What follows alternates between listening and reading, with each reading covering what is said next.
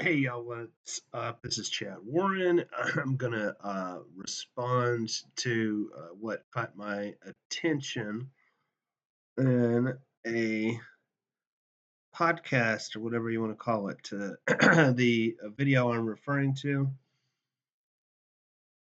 is on YouTube. It's titled "A Clockwork Shining" with Ryder Lee. It is on the Occult Rejects channel, and the co-host is JJ Vance, along with Nick of the Occult Rejects. JJ has his own show, Operation GCD, Garbage Can Dude.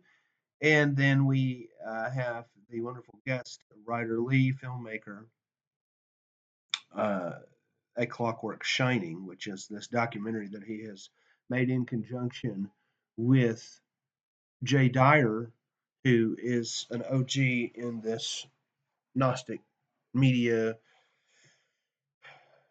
cinematic analysis world that we find ourselves in, who first noticed the Room 237 and the idea that uh, Stanley Kubrick was sending a coded message to the audience through his adaptation of the story The Shining into a film uh, that was talking about the moon landing being faked. And then Ryder saw stuff in that Jay didn't see, and so I have seen that these guys make rounds, and I did enjoy it, but I really can't honestly at this moment recall all those new advances since Ryder has joined this team and what they're looking at. But I know it's a very fascinating topic. I mean, I spend a lot of my time just looking at the Beatles stuff and the Manson, and that's just the nature of a number of things. But it is taking us this long to digest all this stuff as much as that we're familiar with these big topics like the JFK assassination in the conspiracy world. So, anyway, I'm just going to play this a little bit and do better to not just talk about my reaction, but play the actual uh, audio, the words that triggered me. I just want us to focus as a group because I have maybe even heard this discussed before, but to look more into this is a fascinating topic, and it got a lot of attention, evidently, in an article at Vanity Fair, which is this is the article that he will mention, and we will see here. But it is.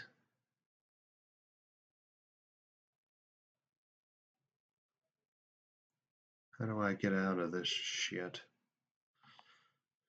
This wasn't there a second ago. Let's reload it and see.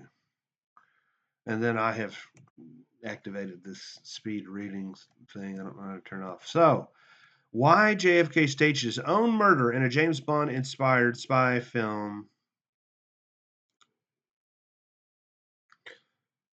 2 months before his assassination.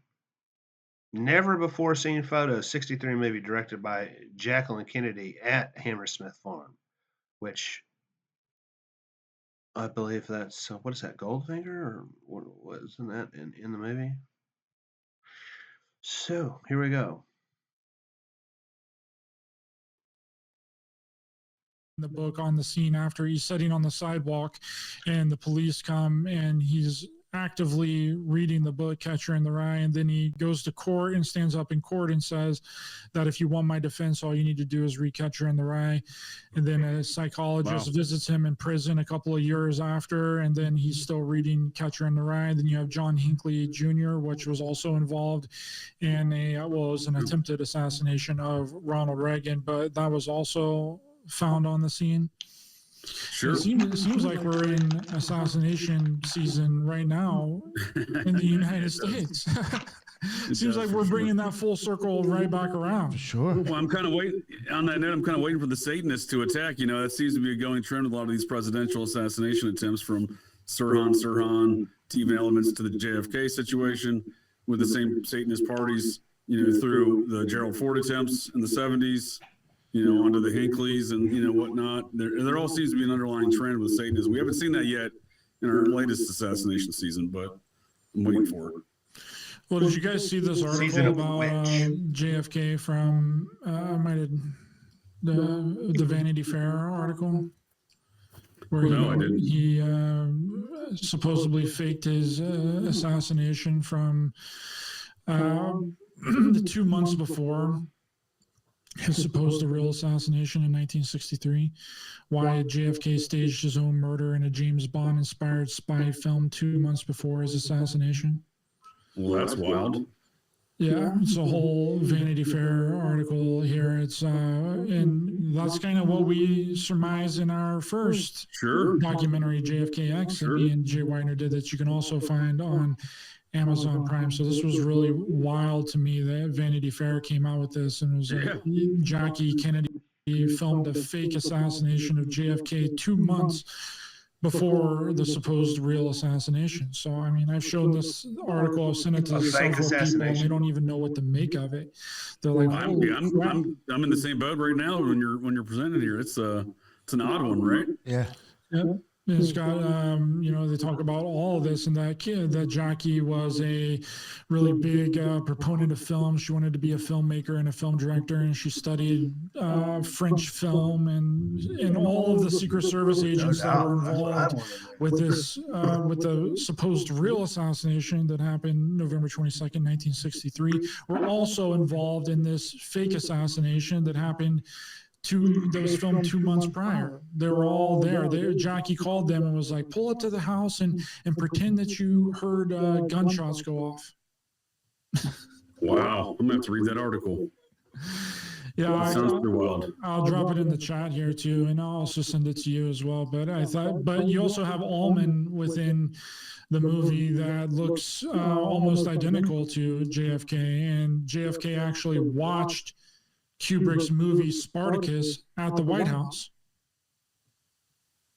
Yeah, I saw that was an interesting part of the documentary y'all covered, because I think that's an under discussed aspect of politics in Hollywood is the Douglas clan altogether, and they're obviously deeply involved there in the film Spartacus as well. Kirk and so JFK was definitely a fan of Stanley Kubrick's work. I mean, to watch. I mean, JFK was known to watch a lot of movies at the White House, but that was one of the first ones that he watched was Stanley Kubrick's Spartacus, and he supported it as well. That had to be cool, huh? But that was considered a big left-wing effort at the time, right? That was very much part of the communist Red Scare in Hollywood, and they were often considered as the communist factions, right? Yeah, JFK had, and that's what a lot of people don't really remember, is that JFK was a Democrat. He wasn't a Republican, but a lot of the Republicans prop him up like he was somehow like a Republican. And a lot of the Republicans of the time did not like JFK. They were pretty much against him because he obviously wanted to desegregate the population and do a lot of left-leaning ideology things that. I'll leave it there, but isn't that fascinating? So I will encourage you, of course, to watch this and give feedback about it, because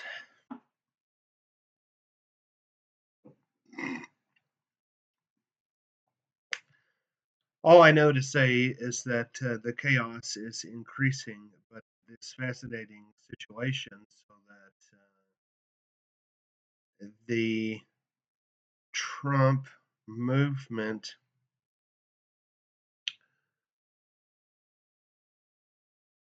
is associated with the general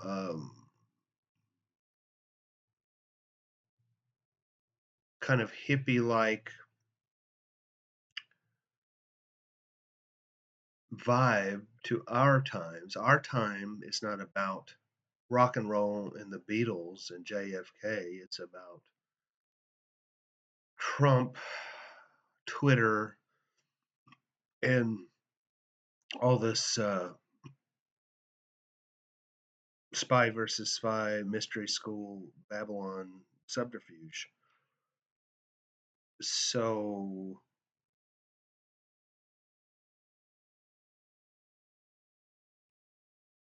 just seeing the conflict within the Trump supporters and the situation at large, to where I assume we're moving towards a World War III footing, that these things that Trump, I support, I'm not really a supporter of the state. I think it's controlled by these Freemasons, etc. But at the same time, we should prepare for war, and most especially because we can't stand it. And uh, a lot of that has to do with this war over the topic of conspiracy, such as the JFK assassination. Since we're dealing, how's that going to go down? That the Trump supporters, he has courted the critical thinkers, the conspiracy theorist crowd.